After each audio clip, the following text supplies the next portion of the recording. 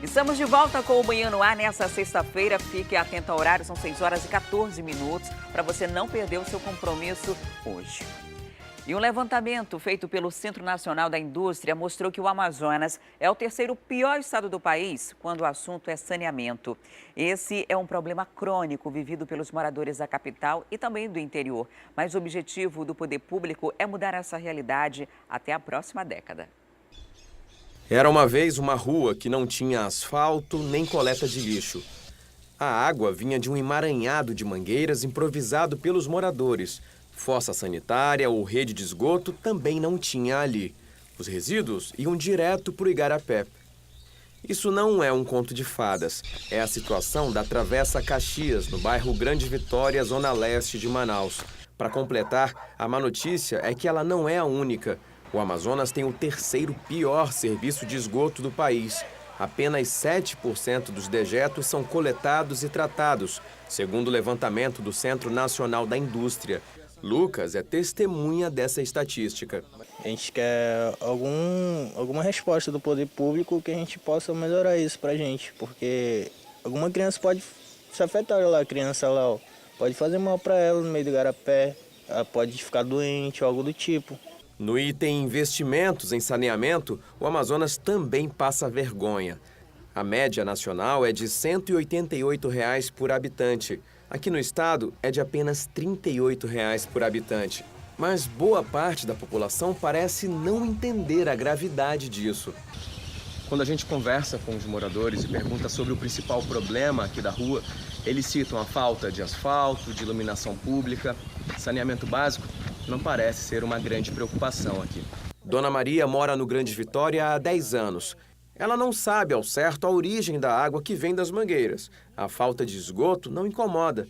Para ela, ruim é o lixo trazido pela chuva de outros locais. Só não entende, né? Prejudica eles mesmo que moram embaixo, né? A gente que mora aqui em cima. E eu tenho pena, eu caio aqui dentro desse garapé, eu cavo aqui, eu limpo, a água fica larga, a água desce. Mas quando a água está tapando aí, estava falando para minha colega Mona, quando chegar a chover mesmo, você vai ficar com a sua casa lá dentro do rio.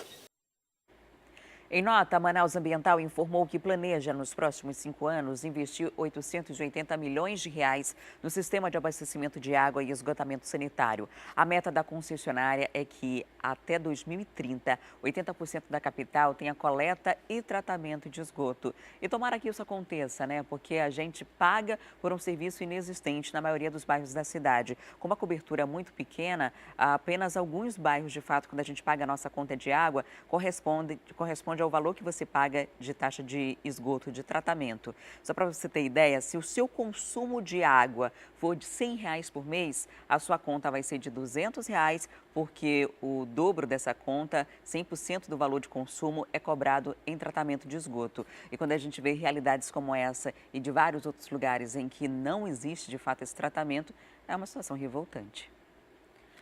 Na última semana, apenas Manaus e Itacoatiara notificaram casos de sarampo. Mas a Fundação de Vigilância em Saúde tem reforçado a vacinação. Técnicos estão em um treinamento do Ministério da Saúde para ajudar os municípios que não alcançaram a meta de vacinação. Depois do treinamento, os técnicos de saúde devem seguir para os 14 municípios que ficaram abaixo da meta de vacinação, como Manacapuru, Maués e Nova Olinda do Norte, que nem chegaram a 50% de imunizados.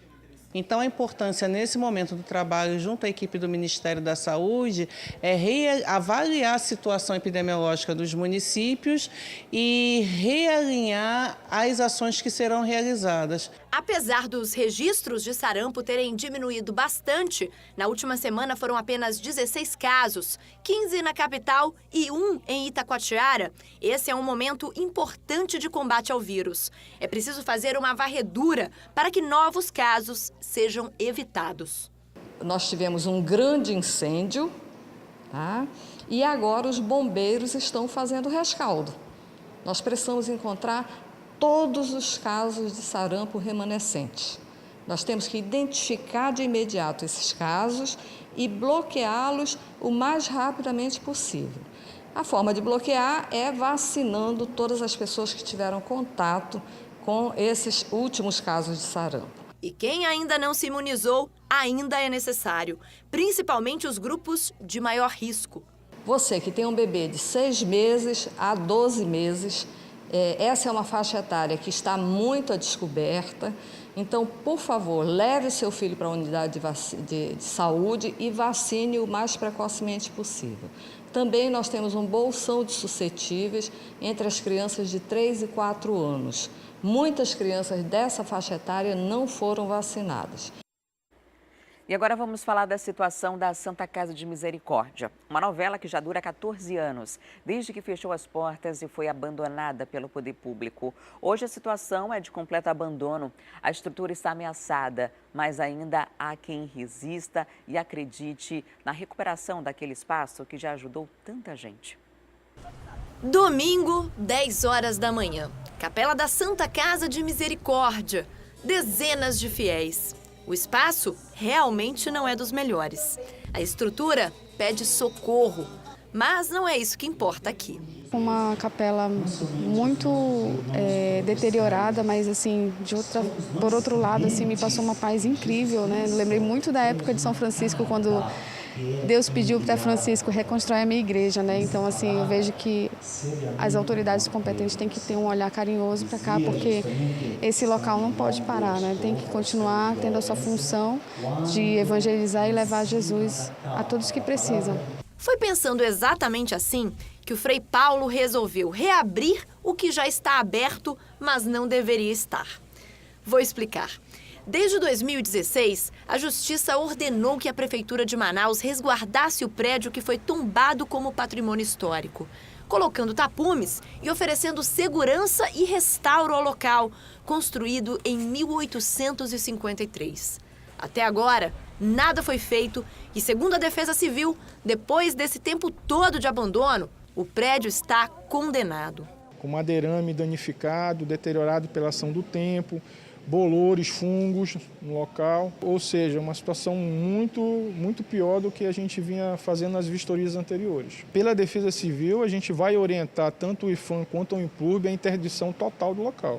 Ainda assim, as missas estão acontecendo como forma de chamar atenção para esse espaço no centro da cidade, que já foi um hospital, que já atendeu milhares de pessoas e hoje serve de abrigo para usuários de drogas, assaltantes e moradores de rua. A igreja tem essa grande responsabilidade de poder dizer para a sociedade, olha, tem um espaço que está aí, não pode ficar, nós não podemos virar as costas para isso, mas ela está pedindo misericórdia de todos nós. Então, mais do que nunca, a gente mobilizar toda a sociedade, todos os organismos, para que a gente possa traduzir nesse espaço, o espaço mesmo da dignidade, da vida e da fé. Para quem viu a Santa Casa funcionando e escreveu sobre ela em alguns livros publicados, é difícil ver a situação atual do lugar. Mesmo aqueles que chegaram recentemente devem ficar muito impactados de ver uma grande construção abandonada no centro da cidade. E, sobretudo, pela função que ela tinha, né, de atendimento social e mesmo que privado, como se tornou em grande parte, mas ela desempenhava um papel importante para a sociedade manauara. Isso, na verdade, fica como uma grande ferida no meio da cidade, que nós temos várias, que é como se fosse um corpo retalhado. E esse é uma das grandes retaliações da cidade. O Ministério Público Federal atribui os cuidados do prédio ao Instituto do Patrimônio Histórico e Artístico Nacional. É uma competência comum da União, dos estados e dos municípios garantir a preservação e a conservação do patrimônio histórico-cultural brasileiro. Então, isso por si só já seria suficiente para que houvesse essa atribuição de responsabilidade ao ente municipal. O Ministério Público Federal expediu um ofício à Prefeitura solicitando informações sobre o cumprimento da decisão judicial que foi exarada no Tribunal de Justiça do Amazonas. A informação que nós recebemos da Procuradoria-Geral do município é que o entendimento jurídico do município é que deve cumprir essa decisão e, por isso, foram expedidos outros ofícios à Secretaria da Casa Militar e à CEMINF para que cumpra a decisão. Cumprir a decisão como? Colocando a vigilância através da Guarda Municipal e também realizando a instalação dos tapumes. Em nota, o IFAM diz que mesmo tombado, o prédio não é de competência deles, mas que de forma voluntária está empenhada para conseguir recursos para o projeto executivo de restauro, mas sem previsão e nem certeza de liberação dessa verba. E assim o prédio segue abandonado, depredado, correndo risco, mas cheio de gente querendo que esse espaço aqui volte a pulsar. Paz, amor e dias melhores. E agora a gente fala das vagas de emprego disponíveis nessa sexta no Cine Amazonas. São pelo menos 40 vagas e quem traz os detalhes para a gente é o repórter Fred Rocha, que já está ao vivo. Oi, Fred, muito bom dia. Tem oportunidade para todos os níveis de escolaridade, né? Bom dia, Adriane. Bom dia a todos. Tem sim para fundamental, médio e superior. São pelo menos 40 vagas disponíveis no Cine que fica na Avenida Djalma Batista. Vou repassar algumas vagas lá. Existem 20 vagas para agentes de ressocialização prisional, 6 para consultor de vendas, 2 para estofador de móveis. A partir de agora em diante, apenas uma vaga disponível. Mecânico eletricista de motor a diesel, recepcionista de hotel, pintor de letreiro, costureiro, operador de desmineralizadora, operador de loja, auxiliar de serviços gerais e também operador de equipamentos pesados. Existem vagas também para pessoas com deficiência, uma para frentista, outra para ajudante de obras, também auxiliar de produção e operador de produção. É necessário levar um laudo atualizado 2017-2018, no caso para as pessoas com deficiência. Também nunca esquecer que aqueles que querem concorrer a uma vaga precisam levar toda a documentação, como RG, CPF, PIS, carteira de trabalho, comprovante de escolaridade, comprovante de residência e certificado de reservista para os homens. Se a vaga pedir algum outro curso, é também preciso levar um diploma que comprove que você está apto para concorrer àquela vaga. Se tiver alguma dúvida, basta acessar o site centrade.manaus.am.gov.br. Nunca é demais lembrar que o Cine fica aberto das 8 horas da manhã até as 2 horas da tarde. E que todas essas vagas só estão disponíveis hoje. Lá no Cine da Avenida Djalma Batista, fica bem próximo a um grande shopping da Zona Centro-Sul, ali no cruzamento com a Darcy Vargas. Adriane. Tá certo, Fred. Muito obrigada pelas informações. Para você de casa, fique atento a essas vagas, leve toda a documentação completinha para não correr o risco de ficar de fora por uma questão simples, né, que poderia ter sido resolvida na hora que você for procurar um emprego. E se você ainda não tiver apto a nenhuma dessas vagas, faça o seu cadastro, vai que tem uma oportunidade, né? Essa semana a gente já noticiou várias oportunidades, tanto no Cine Amazonas quanto no Cine Manaus. E agora a gente vai para um breve intervalo e daqui a pouquinho tem a nossa interação com a Rádio FM Dia. Nós vamos falar sobre a tarifa social de água que deve ser adotada pela Manaus Ambiental. E você vai ver também que o gás de cozinha chega a R$ 90 no interior do estado. Até os revendedores estão reclamando do preço. Eu volto em instantes, não saia daí.